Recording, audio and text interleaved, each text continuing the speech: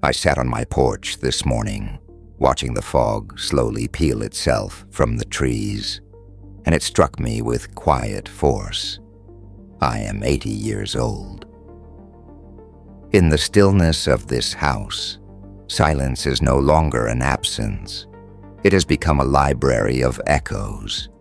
Across 8 decades, I've witnessed the world transform, but more profoundly, I've watched people disappear.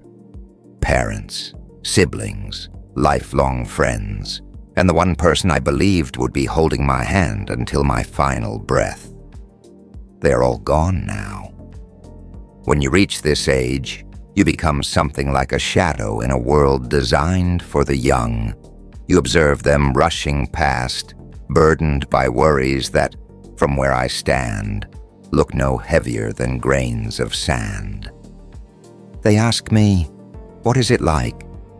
Or they look at me with pity, as if being the last one standing is some terrible misfortune. But there is a truth about being 80 that no one tells you until you arrive here. When everything and everyone is stripped away, what remains is not emptiness. It is clarity. If you are younger than me, listen carefully. If you are my age, sit beside me for a moment. Today, I want to speak about what does not leave. The things that endure when the house grows quiet and the phone no longer rings. This is what remains. The first lesson is this: we never truly own anything or anyone. In my 40s and 50s, I believed my life was defined by what I had constructed: my career, my home, my reputation. I guarded those things as if they were permanent fixtures in the universe. Now at 80, I look down at my hands and see that they are empty, and I understand that this too is all right. I've watched the homes I once lived in pass to strangers. I've seen my professional legacy fade from memory, forgotten by people who weren't even alive when I stepped away. What remains is not the trophy on the shelf. It is the character shaped in the pursuit of it. I've come to understand that the people we love are only ever on loan. We do not possess our spouses or our children. We are merely entrusted with their time for a while. When you stop trying to hold on and start simply experiencing people, grief transforms. It shifts from the pain of being robbed to the gratitude of having been entrusted. What remains is the love you gave, because it is the only thing that does not decay or end up sold at an estate sale. When you are young, you wait for the grand milestones, the wedding, the promotion, the once-in-a-lifetime vacation. You spend your days staring toward the horizon. I've learned that life is not made of mountaintops. It is made of the walk between them. If I could return, I wouldn't chase more success. I would chase deeper awareness. I would linger longer over a cup of coffee. I would listen to the birds with greater intention. What remains at the end of a long life is a collection of small, exquisite nothings that somehow turn out to be everything. One of the hardest truths of outliving everyone is solitude. We were raised to stay busy, to keep moving. But when the children left and the friends passed on, I was finally left alone with a stranger, myself. Most people spend their lives fleeing from who they are. They use noise, work, and company to silence their own thoughts. At 80, running is no longer an option. Your knees won't allow it. So you sit. And in that stillness, I discovered a strength I never knew existed. What remains is your inner stronghold. If you never build a relationship with yourself, old age will terrify you. But if you do, it becomes a sanctuary. I have learned that I am enough. I have learned to forgive the man I was at 25 and at 50.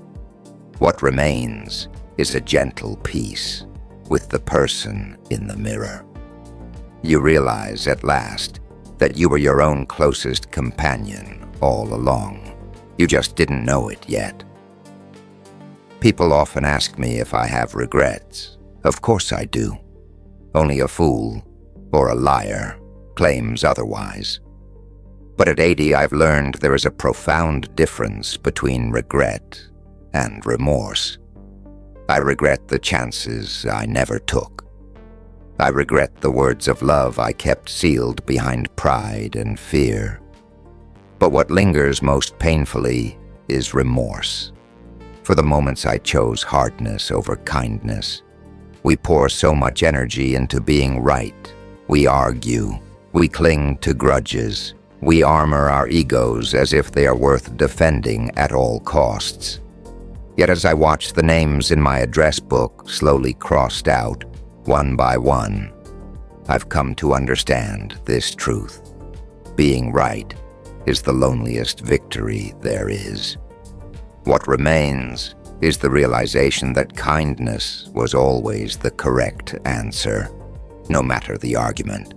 If there is someone you can call today, call them, not to reopen old wounds or settle a score, but simply to say, I'm glad you're here. Because one day, they won't be.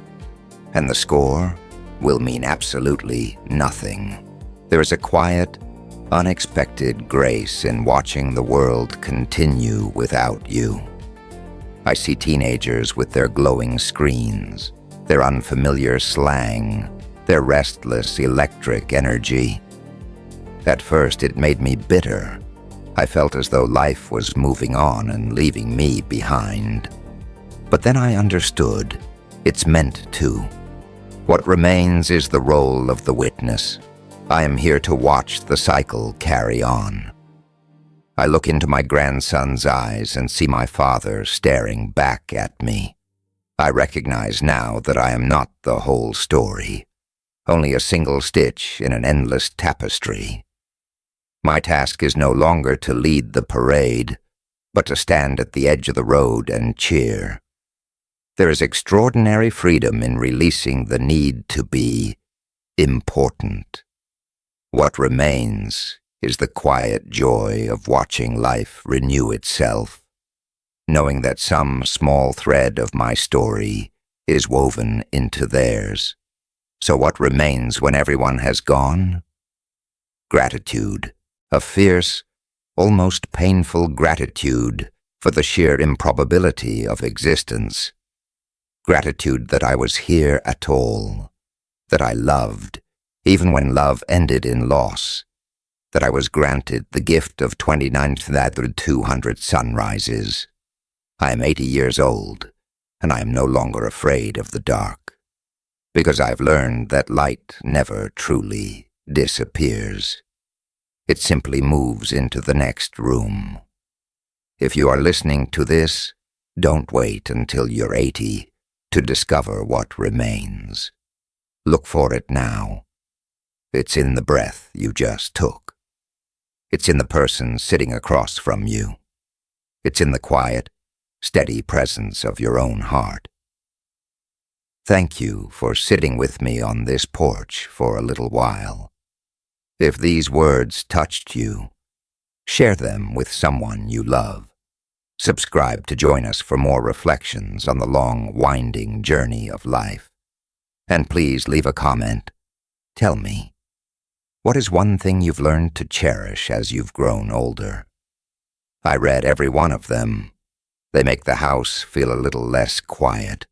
You just didn't know it yet. Thank you, guys.